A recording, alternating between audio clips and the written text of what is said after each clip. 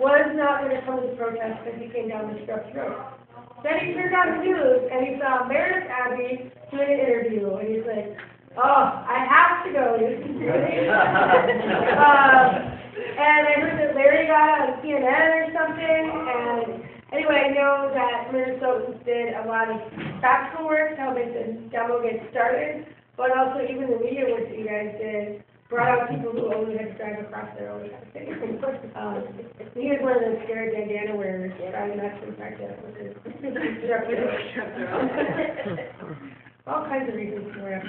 I did hear that though. I heard that for the sake of you guys being there so early, that all the news crews were like waiting for something to do. And interviews, protesters. So that's pretty cool. Yes.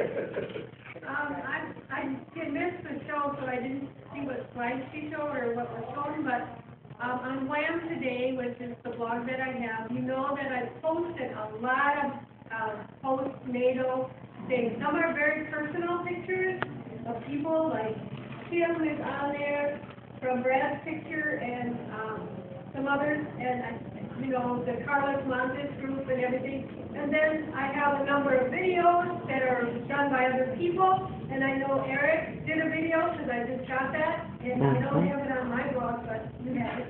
Yeah. And so there's lots. It's fun to look at it and to see the whole, to capture the whole feeling again. And there's one of Tom Morello singing Tom Joad, and the nurses. That was at the nurses.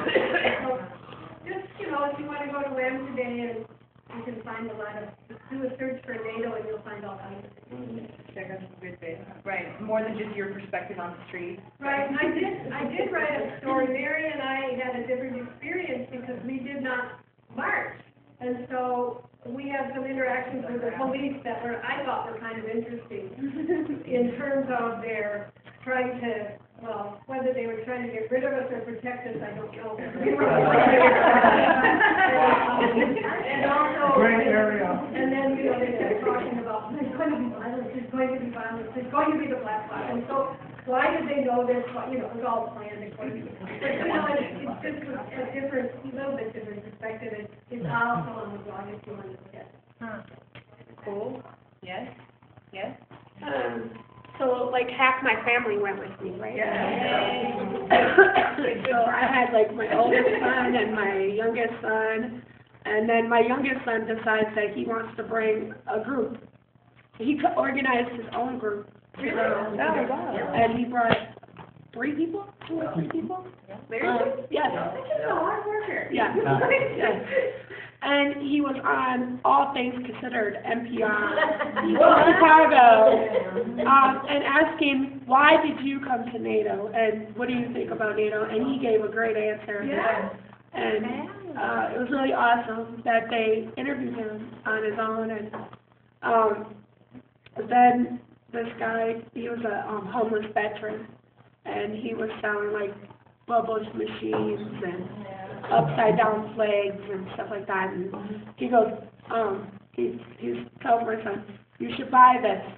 And he's like, you're going to support a homeless veteran. And he's like, okay, fine, I'll buy it. So he bought it. He goes, so then he got on the news because he was like, bubbles, not bullets. Bubbles, not bullets was the whole theme in the morning time. Like, we got, like, lots of coverage in the morning. And they were just looking for people to talk to a lot. And it's just so, it's kind of weird that Minneapolis, when we try to do our own stuff and get media coverage, we can't get it.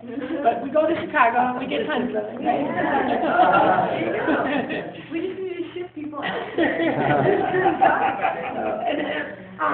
I just thought it was really awesome that I got to be, you know, that my kids actually got to come and be a part of something. And another perspective is we were like in the sun a lot, so it was really, really hot. And the MTC drivers had cooling buckets. And so we went in to just sit and cool off. And the bus driver was so knowledgeable. He's like, what do you guys know about NATO? What do you guys know about the G8? And he's asking us questions, and we're like, well, we're just giving him a list. You know, he's like, yep, and this happened. And you know, this is when it was produced it, and this is how it happened, and these are the groups that are involved, and these are the countries that are involved. Nice. And I was like, all right, bus strike. Yeah. Isn't there just like a little lecture? And he goes, me and my pal, he goes, we're the only two that decided to have buses to cool off people because we know that it's very hot out here. And the police would come up to him and say, what are you doing here? And he's like, we're providing cool air for the people. Every little bit, right? Yeah. It was awesome. It was a great trip. How hot was it that day? I think it was really in the 90s. Well, I heard it was sunny, yeah? Like, it was Like 95 and high. 90 plus. Yeah. Pretty well March. Oh, yeah. Yeah, it was like 95. Yeah, it was. I think that's why I was a while. And wasn't that getting wild? Obviously, tried down the shadow